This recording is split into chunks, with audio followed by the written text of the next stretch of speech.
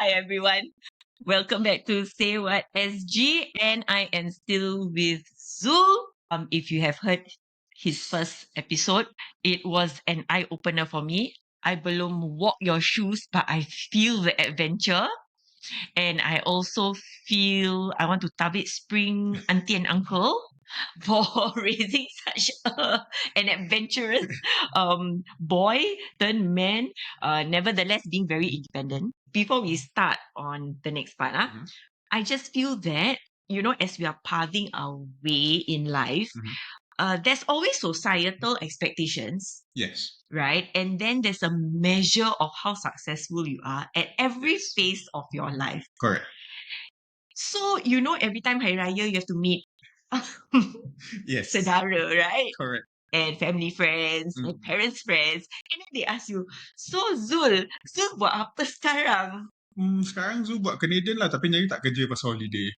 Yeah, so that's how you answer it. Is that in that moment what I'm doing? Correct. I'm just gonna say that. Yes. Okay. Because to add on to ni lah, that was also the period macam bila you jumpa balik your friends kan, then your friends, your family members, your cousins apa semua. Oh, aku sekarang kerja sini, baru naik pangkat lah, I just got this, I know. Then you have some friends who, now I'm working in this line, I'm getting paid 4,000 a month now. Right. Then I'm like, yeah, but you're not getting what I'm getting. Right. You don't have a boss who charts out my leave period. Yes. That freedom of planning my whole year, Right. for the year at the beginning of the year. Yeah. So, but whereas dorang, macam for me at that point of time, because again, macam I cakap lah, I've never considered money to be something macam mesti ada. Right. Because it is a means to an end. Correct. It's not your end. It was Correct. never your end lah, huh? Yes. So tawakal lah. Kalau kita tak ada, okay, fine, tunggu. Wait for the next one. And then, but And you usahakan. And while you usaha tu, you can plan. Oh, aku nak buat ni pula lah. So now, if I can see that, okay, maybe at the end of the month, I'm getting $3,500, for example. So instead of $3,500, I don't have to travel so much by bus. I can fly this route now. And I tak payah nak just chart that route. I can actually fly to that other part of China, that kind of thing, for example. Yeah. So that was how I have always managed my money lah, in that sense. Right. So there's a lot of, in you not climbing up any corporate ladders and whatnot, you have actually mastered project management of your own life. Right. It's like if there are 10 of you in the company, in the organization of Zul, and then it's like, okay guys, on to our next project. So we have a budget of this, so nak buat apa? I know that kind of thing. Yeah. So you are the finance, you are the HR. Correct. It also helps, for our younger listeners kan. One thing that I take high importance to, it helps for you to have what do you call it? It helps for you to have a role model. Yeah. Like what you said, the lawyer who Correct. became like a life mentor. And the role model can be anybody. Like one of my biggest inspirations, dia pun dah tak ada lagi, was actually Anthony Bourdain. Not because of dia punya cancerous lifestyle, but Right. more of like macam dia punya thoughts, the way he pens his thoughts, the way he speaks, the way he does things. Yeah, I can see that. yeah, similar. Anthony Bourdain, that chef, the chef, well-renowned chef. So I don't know the younger ones, they know, but I think people of our generation know. So I think he was one of the people who charted my thought process. Like bila I read, because you take train rides macam kan, so I would buy books or borrow books, then I would just read his book. Then macam okay, so his view of life is very different. And he always said that I don't care for my success in the kitchen lah. Like apa money that he has made, it doesn't mean anything to him. Yeah, but what means more is for him to be able to so this particular sentence, this particular episode he mentioned, I don't care for all the money that I have made from my restaurants, but what I care that I want more of in my life is to be able to go to Vietnam, in Hanoi, sit in the middle of the stinking market and be able to eat together with the locals and see what they're eating. of course, I will probably go to the toilet after that. They won't, but that's all. That's all in experience. I'm like, okay, that's very interesting. I want to do that too. Right. I see. So that was the little nuggets of ideas and that I followed from him. Yeah. So I guess in going through life, some like especially the younger ones, like you will be surrounded by other older adults who tell you that this should be the way Yes. and it's expected of you, blah blah blah. So if you have very supportive parents and very supportive and open support system, that's good for you because then you can really have the bandwidth to like be creative or pursue what you want to pursue, Yes. because this is an internal drive that Yes. people just have, right? So it's your call lah. And sometimes our call, you really can't lie. Correct. You really can't. And when you lie to your core, that's when there is the, what do you call it, misconnection or Yeah. Understand. and that's when I don't know, I feel that perhaps could pull you down into maybe a not so good mental health state, Correct. becoming angry with the world, Yes. blaming others. That, I mean, this could be. I'm not saying it's like that all the time, but it could be the reason that. Hey, why am I behaving like this? Correct. Why am I such a difficult person to live with? You know, that kind of thing. So sometimes you have to also think of what you want. Correct. Because only you will know who you are, and we also boleh faham that when you go through a school curriculum system, you always feel macam pressured that you want to get out. Yeah, but most people, they don't have that channel to really go out. Until I think only recently our government started thinking like, oh, maybe we can do this for the kids and all. Right. Yeah, but during our period, Yeah, it's very structured, very linear. correct. You either stay in school or you don't come Or again. you don't. Yeah. Yeah. So at that time, can I just rewind a bit? So at that time when you started on your studies, so you definitely went in with a more mature mindset, Yes. with more world experience, and your classmates are also about the same. Yes. Yeah, mature students. Correct. And so the drive is definitely different, right? I would Yes. think like everyone's just like, no, I'm doing this for myself. Mm. Or some may like, I really want to climb up the corporate ladder. I want a better future for my family. I just started a family. You know, Yes. it can be Understand. so many other circumstances, Yes. but they are definitely more internally driven. Do you say so? Yes, I would say so. I agree. And the biggest hurdle at that point of time was bila I masuk in my first year, my classmates were all working adults. So kita ada 33 to 35 people in the class. Oh, that's a big cohort. Okay. That's quite a big cohort. So um, at least 90% of them, okay lah, I was part of the 90%, working in legal firms. Okay. So diorang punya knowledge when they came in, and they were already in the second year when I was just coming in. Yeah, so they already know what to expect for the first year. I see. I was like macam tengok, ni apa ni? So what topic is this? What does that word mean? You know? Right, because you are still a newbie in So the I was industry. just starting. But for them macam, Oh, I've ini seen senang. this before. This Ni one nak I can primary do. one work lah. Okay. So when it really helped me, because I keep telling myself, no lah, they must have learned from somewhere. So someone must have started from somewhere, correct? Right. So I keep telling myself that no, I want to at least reach their point. I don't need to be better than them, but I just need to reach their point. Yeah, At par. correct. I just need to bring myself to be at par with them. So I started working with a lot of my classmates. Then they're macam, oh, ini gini, like, say for example, civil law. Civil law ada banyak sangat documents. Right. So some of the civil law documents, bila you see for the first time, you think macam, okay, what's a writ? You know, what's a summons, for example. Then they start to, oh, you never see before, oh, you know, that kind of thing. Then I'm like, oh, okay, never mind. Okay, come, you show me what it is. I'll show you how I can be better, or at least at par with you. I know, so that drives you to even want to do it more. I see. So macam it hurts lah, it hurts. but you, it must be a challenge lah. Yeah, you want to get out of it just to show them that, hey, I can actually do this as good as you. Yeah. Right. And actually, like you coming in as like a younger person lah, right? Correct. Because they are more experienced. So my takeaway is that it's never too late for someone to start. Yes. afresh or a new course, or maybe you have specialization in something else, but you want to venture out into something new, it's never too late. Correct. Right? Yeah, as long as you have the internal drive and the discipline now, Yes. because it's 3 long years. Discipline, for the 3 years, yes lah. But discipline Like is really a discipline, challenge. you can work smart. Yes, You have correct. to work smart. Because I remember for myself, Mhm.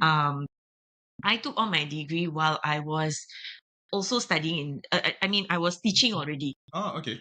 at MOE. So That's similar. tough. That is Similar. tough. Yeah, at that point, I just felt, you know what? I think for the job that I'm doing, I might as well be better paid, right? Mhm. That's true. So okay, and I have the means now. I mean, I'm working. I the motivation is different. I suppose. Yeah, it really is lah. It really is. It's not about acing it. You just cukup makan can already because Yes. you are working. Mind you, this is not primary school. Correct. You Taking just O levels. you know that the paper is your end game. You just want that paper. Yes, Yes. that is it. Mm. So I went through the course with 2 pregnancies. Wow. My last module, the psychology module, is like I didn't go for any lectures. And I just self-studied. And then so I gave birth. Thank God I gave birth. And then 2 weeks later was my final exams. Okay. So on the day of the paper, the lecturer was like, "Oh, you are Shailila. Nice to see you." I'm like, "Mak, That is sorry lah." tough. But like, okay. But yes, yeah, you work smart. Yes, know what your end game is and manage your expectations. Correct. So Agree? one of the another role model that I look up to, he's called David D'Angelo. I'm not sure if a lot of people will know him, but him and another one is Jim Rohn. So Jim Rohn is a master guru for economics, money. Yeah. Yes. So when you listen to them, they always insert in dorang punya introduction and everything. The biggest thing that I studied from them was always begin with the end in mind. You begin whatever you want to do, but inside your head you must know what you're going to achieve, and then you work backwards, and then you work through it. Yeah, it may be a long process, but macam you sort of can expect what you're going to get at the end of the day. So you will know where if you deviate, you akan tahu macam you takkan dapat ni. Like say for example, you want $1 million in 10 years. So you tahu, okay, in 10 years I'm going to spend $1 million.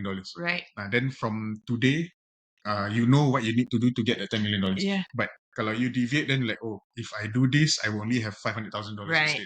Yes. So it keeps you back on track. Yeah. Yeah. But it's tough, like stuff. But it's tough, but nobody's gonna do it for you. Correct. You cannot escape it. This is your life you're talking about. Correct. So life management lah, cannot tak boleh escape lah, kan? So I really feel that in life, I think the most important skill is self-management. Yes. Right? You must understand yourself. You must know why you want to do it. You must know why you are doing it.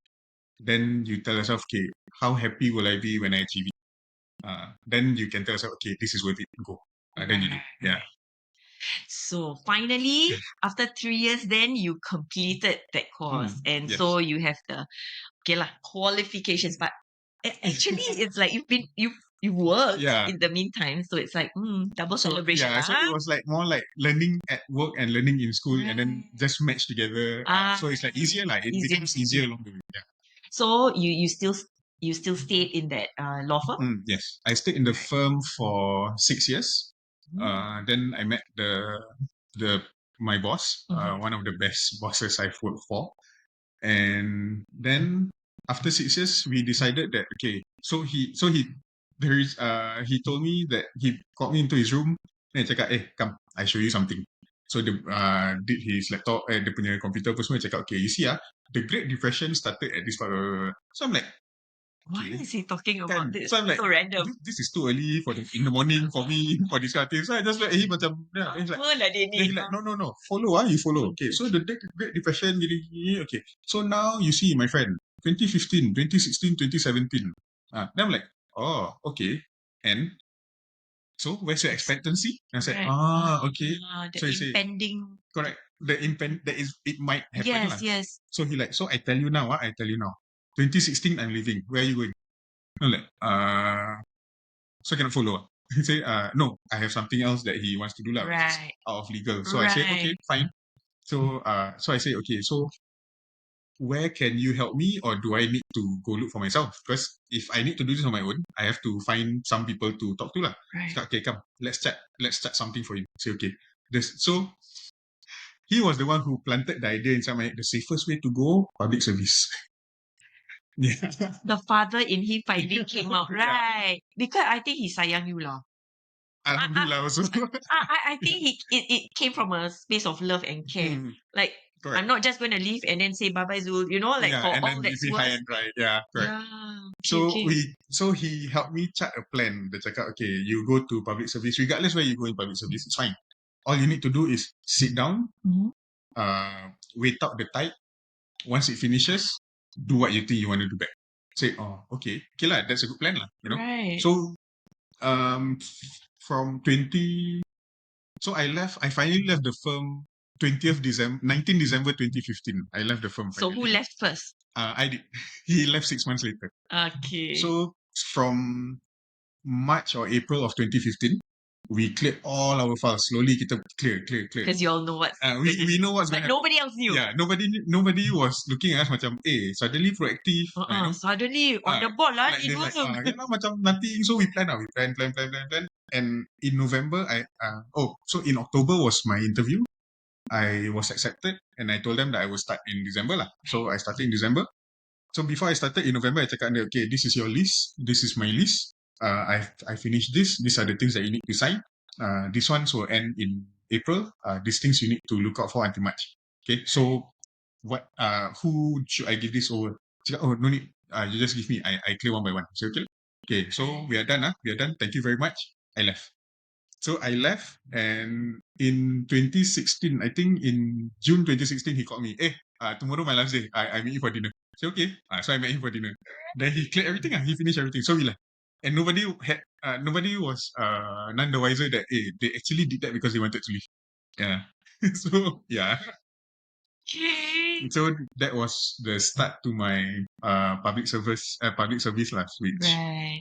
Initially, it was something that I didn't really want to do, but because circumstantially I was put in that space, kan. Right. So I said, okay lah, let's give this a try. And see what best I can get out of it. My first 3 months, I was banging a lot of walls, cutting a lot of red tapes, like and then I'm like, okay, cannot. Let's see what their culture is and try to immerse in it and try it out. So okay lah, things got easier. After my second year, things got easier. We started to diorang punya methodology and then the culture. Oh, I also got married at that point of time. So my mom was like, never mind, you stay first, until we get through the whole house hunting, get a house and everything, then we decide after. I said, okay lah, fine. So it was nicely placed for me lah. Then in 2018, I think 2019. So 2019, my wife and I traveled a bit to Malaysia, went around. Then I was like, I think I want to restart whatever I was thinking of lah. So during that period of time when we traveled, okay, this is one thing that I have to complain about a phone app. Nama dia Waze. Oh, yes. We go Malaysia and you use Waze kan? Macam GPS dia kan? Correct. So, bila you pakai Waze ni, and then you cari your roads, nanti dia kasih rumah kampung lah. Then you have to go through all these things. So, you drive. Then along the way when you drive, I was also thankful because you dapat rumah kampung. Then bila you masuk rumah kampung, nanti you nampak macam, ni kampung orang. People actually live here. Macam you nampak dia punya rumah dah macam rundown or something kan. That was what rekindled my thought of what I saw back then when I was traveling on my own. Macam, the one yang tak ada air and stuff. Macam orang tak ada air, then macam cari makan pun macam tunggu bawah pokok kelapa just to wait for the father to go and get something, then nanti 5-6 orang share. So you as you're driving through it sort of brings back your memories lah. Right. So I started talking to my wife. Cakap dia, I want to do something else. I don't think this is for me lah. I don't think I want to spend the rest of my time in public service lah. Then she like, okay, can we talk about this when we go back? Right. So we came back. I drew out my own game plan. She wasn't too happy about it. Then we sort of compromised. And I do not know whether it was a blessing for her. COVID came. Yeah. Yes. So COVID came and we were sort of stuck. We can't do much. So I said, okay lah, let's wait for COVID and see what happens. She must be like, yes. Now you can go anyway. Yes. Yeah. So COVID came. I had to spend another 2 to 3 years. But during that COVID was also a period of time when you get to see Singaporeans in their raw form. Yeah. Really, you get to see Singaporeans. Like all this while, you always think Singaporeans kaki complain lah, entitled lah. There are people who are like that. Right. But there was also another side that you get to see these are really needy people in Singapore lah. Right. Yeah, so through work you saw that. Correct. So more of that lah. More of that during yes. COVID. And some friends who during COVID they came into gig projects with MSF and all this, and so we started talking. Then they started telling me, MOM, all this they filled up the gaps kind of punya gig work. Right. So they told me started storytelling. I was like, yeah, actually it's quite bad. So my wife is also partially public servant lah. So she also has to attend MPS, the meet your people sessions and all that. So she tried to bring me over once or twice lah. So I follow. And you actually see queues of people. Then you nampak people masuk I don't have money for this. I don't have this. I don't have that. How do I get support for this? Aku punya electricity kena potong. So is there a way that I can write to SP to tell them, give me 2 more months only, just 2 more months? That kind. So when you're standing at the door, you look at them, you're like, I am very blessed that I already have this covered. But these people are queuing up for these things. Right. Yeah. So I thought about it. But yes, we do have a good support system in Singapore lah. So although they don't give you macam you minta 200, they don't give you 200, they give you about 100, something like that. Right. But the rest of it is still you can still manage lah. So it's still okay. So when I saw all that, then come to ending COVID, I cakap dia, I spoke to my wife again. Remember that time I cakap you and nak ni? Then she like, okay, so what you want to do again? Come, we sit down and we talk about it again. Yeah. Yes, from the mom, now the baton has passed to the lovely wife. Okay. I'm quite easy to look after lah. Yeah, so she realized at one point that I am not fit to be sitting in a desk job kind. Yeah, like because my vision is always different. I always look at things that my goal that I want to do is always different from what I am actually doing. So I guess that was when she like, okay lah, come. We let you try to do this. Yeah. So hence starting this current project of mine. Yeah. So this current project was something you started on your own? Because I know it's in Sabah. It's in Sabah, yes. It's something that you did with your wife or alone? Alone. So how it started was I have a partner who is currently my business partner. Okay. Kita in 20 I think just 2 months before COVID, we managed to take a 12-day drive around Malaysia. Okay. So we were looking for an opportunity in Malaysia because I see that Malaysia is a place where dorang ada banyak untapped potential that Singaporeans, if we as Singaporeans go there, if we bring the Singapore culture over there, we can flourish. So we went there, we went to see lah, tengok, and then I have a cousin in KL. So I told him lah, aku nak buat gini. Okay. Cakap, okay lah, you call this guy. You try to talk to him. So we called Zoom, and one of the things that I wanted to get into was tourism. So in KL, our business partner in KL now, right. He used to work for Visit Malaysia. Oh, okay. So The tourism board. Malaysia Tourism Board, yeah. So he used to work for Malaysia Tourism Board. So he asked me, apa idea yang korang ada, you know, that kind lah, Okay. you know. So I'm like, okay bang, sebenarnya kita, saya ada ni, cakap, apa? Cakap lagi? Then I started telling him the story lah. Then he like, okay, you give me 2 days, we Zoom again. So okay lah.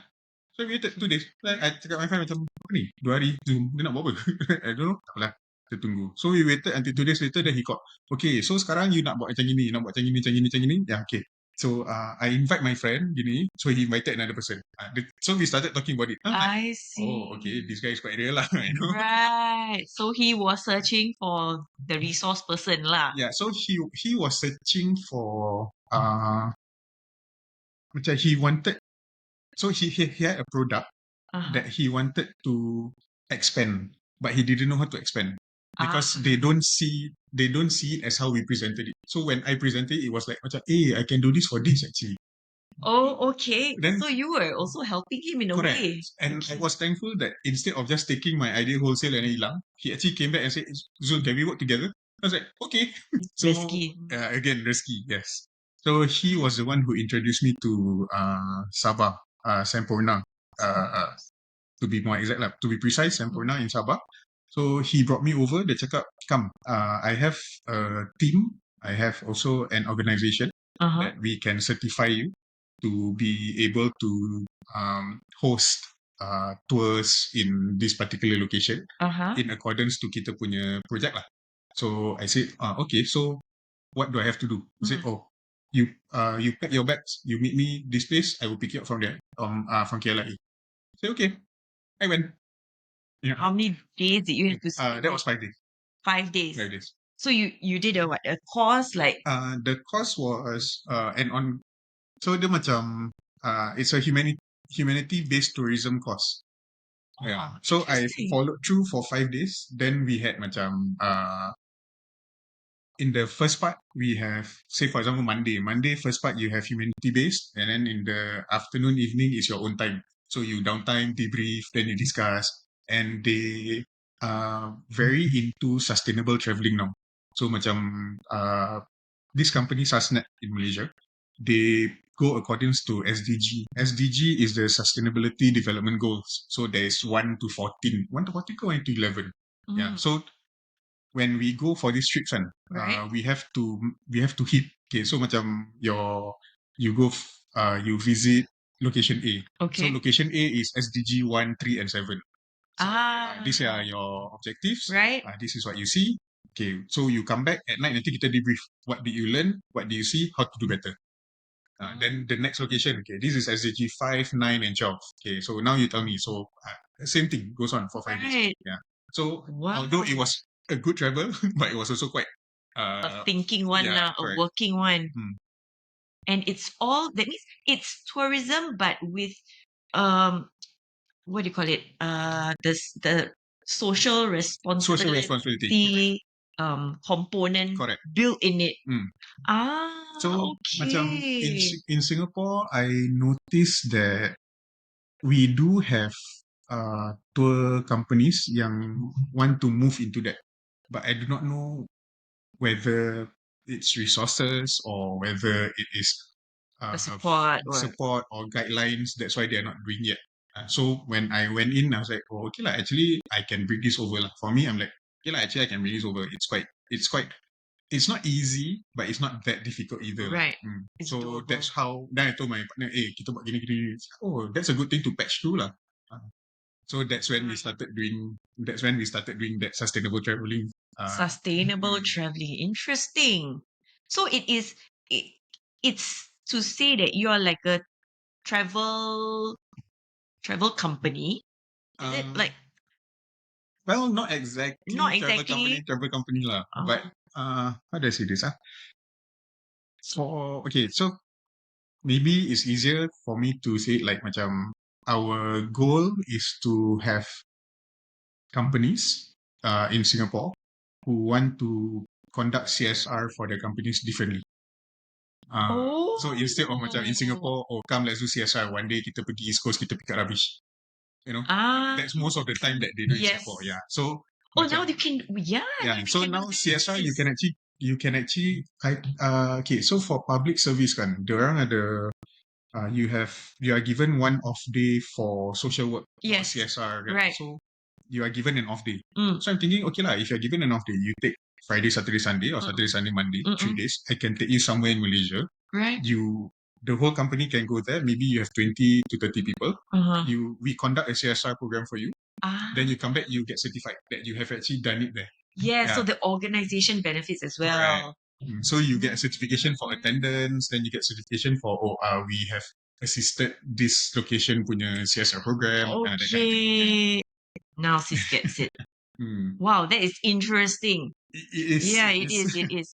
So with this idea, that's when you decided to focus on Sabah?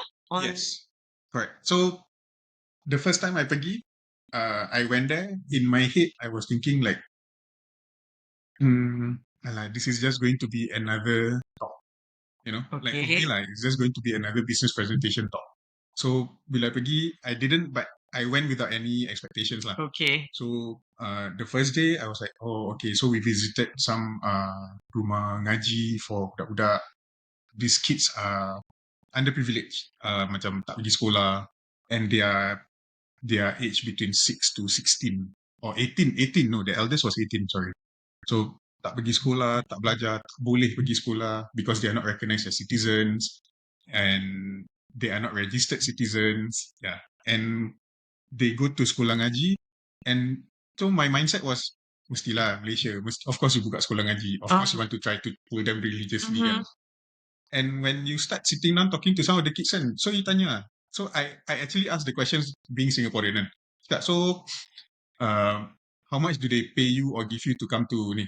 Oh tak pak, hari tu saya bangun, saya dengar orang ngaji, saya suka, saya datang, saya dengar. So I asked dia punya coordinator, budak ni dia masuk bila? Cakap, oh ini kita punya special student. Cakap asal special student. So he came, he was standing at the door. I asked him to come in, he run away. Then after that, dia datang lagi, dia duduk kat luar. Then, so dia masuk lagi, dia lari. Until the third time, I letak kerusi kat luar, I letak songkok, I letak baju. Dia datang, dia duduk kat situ, dia pakai songkok, dia duduk, dia tengok. I datang, dia lari. Then dia cakap, I don't want to ni lah. So slowly, I move the chair inside. Then he came in, then he sat down, then he started ngaji. Then he wanted to do it on his own. But his parents were not happy about it. Yeah. Oh. So his parents didn't like that he was doing something that buat duit. Macam most of the kids yang pergi sekolah-sekolah ni kan, what they do is diorang duduk kat jetty, then nanti macam travelers datang turunkan bag, diorang angkat RM1, RM2, RM1. So that's what they do. They hustle for that RM1, RM2, RM1, RM2. And if you were to go, you don't go to Mabul. Mabul tu semua quite touristy lah. But you go to macam Lahad Datu for example. You go to Tawau. Macam diorang punya local jetties kan. Right. That's what you will see. You will see budak-budak ni datang, Mak Saleh, lari. Angkat bag turun, RM1, RM2, RM2. Yeah. But that is just one part of the heartbreaking story lah that they do that. So this is Pulau. Oh, so so this is the story of this boy in Semporna. Semporna. I see. Already you have those kind of stories to tell me. Okay, we have to take a break. Okay, so the next part of the journey is going to be about these kids. Okay, I want to hear more about these kids, and I think we can brace ourselves to hear some shocking facts, because in Singapore everything is just so alhamdulillah, and we have resources, we have support system. So now I understand the eye-opening thing. Okay lah. We'll see you again in the next episode.